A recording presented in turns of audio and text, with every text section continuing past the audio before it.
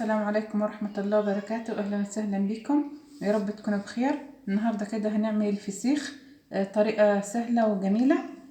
معانا المكونات. طبعا ده سمك بوري طازة، جبناه وغسلناه. طبعا ما شلناش القشر ده منه ولا الحاجات دي. غسلناه كده بمية جارية تحت الحنفية. طبعا مش هنطلع الحاجات اللي جواه ولا نفتحه.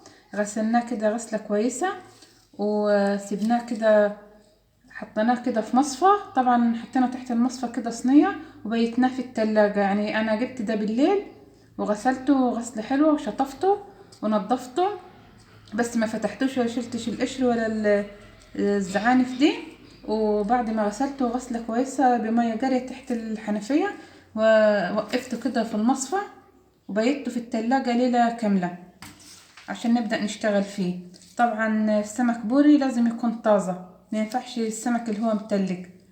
شايفين لانه هو طازة يعني. عينه كده مفتوحة ازاي وبتلمع. طبعا كده لسه احمر لانه هو طازة. حجم السمك على حسب الحجم اللي انت عايزاه، اصغر من كده او اكبر يعني. معانا هنا كيس ملح خشن، ودول معلقتين شطة، ودول معلقتين كركم. هنخلطهم كده.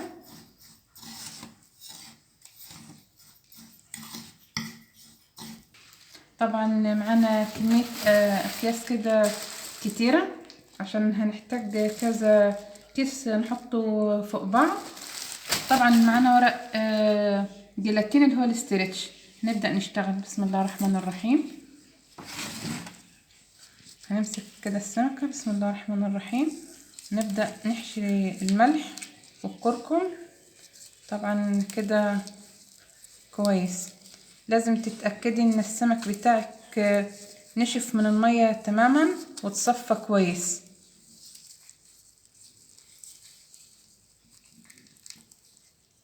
طبعا كده شوية، يعني احشيه على قد ما تقدري.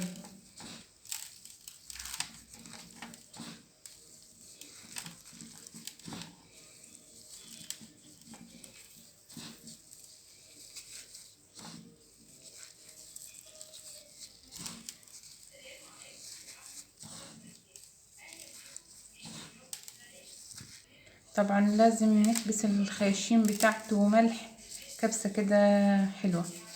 طبعا هنجيب كيس. طبعا كده هنجيب اول واحدة عملناها. طبعا كده حطيناها في اول كيس. نبدأ كده شوية خلطة الملح والشطة والكركم شوية كده كويسين، حبة كتار.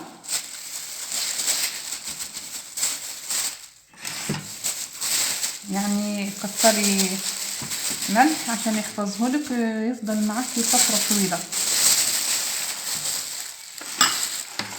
طبعا كده بعد ما حطيناه في الكيس وحطينا عليه شوية ملح شوية كده كتار، نبدأ نلف كده. دي اول حاجة كده، مش اللفة دي كده بس، هنلف كده كتير. طبعا ده الورق الجيلاتين او الاسترتش، يعني اللي هو الورق ده يعني العادي اللي بنستعمله في المطبخ. لفة كده نقفل عليه كويس.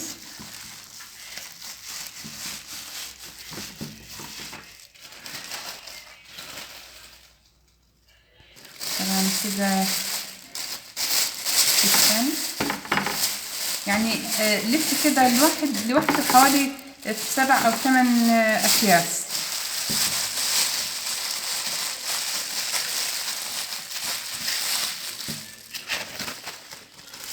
كده مرة ثانية بفرغ الهواء كده منه.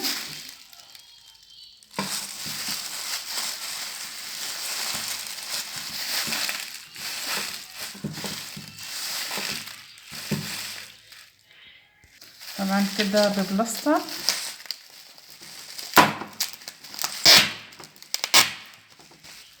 كده لفيناه. طبعا هنفضل نلف في اكياس كتير، يعني بتاع كده الواحد ياخد حوالي 8 اكياس او 9.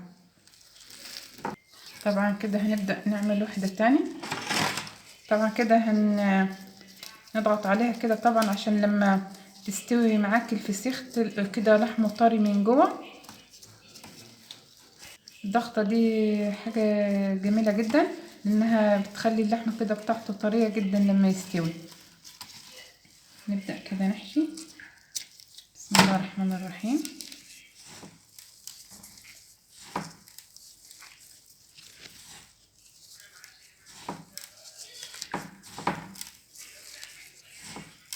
اهم حاجة زي ما قلت لك تغسليه بمية جارية وتصفيه من بالليل.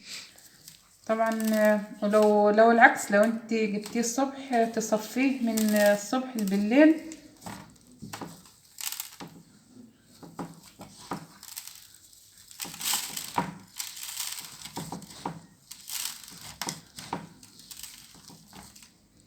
طبعا كده هنحشي بق السمكة كويس جدا، قرن شطة كده صاحي.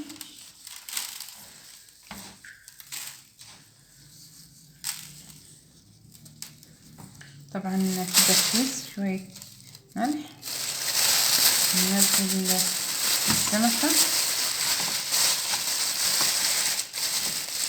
ملح كده كتير، شطة كده صاحية، دي انا كده بحب اعملها.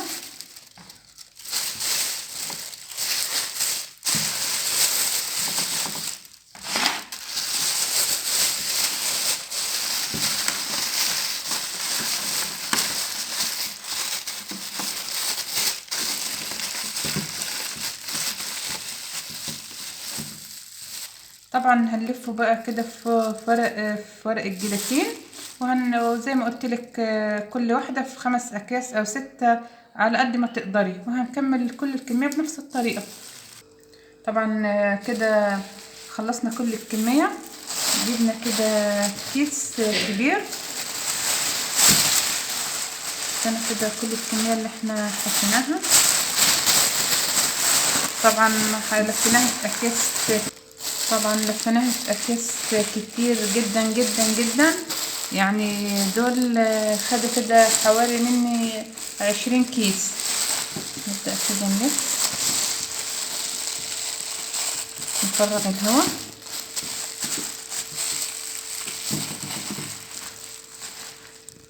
طبعا كده هنلفه في ورق الجيلاتين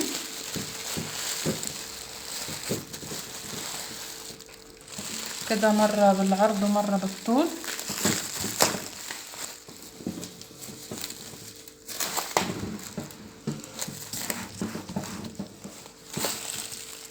طبعا كده بعد ما لفيناه لفة حلوة كده بورق الجيلاتين بقى كده. طبعا هنسيبه في مكان ضلمة، عندك في درج المطبخ، او لو عندك كده حتة ضلمة ممكن تسيبيه فيها. طبعا هتحطيه كده في حلة، او عندك طبق بلاستيك عشان لو نزل مية او اي حاجة ما تلحوسش منك المكان.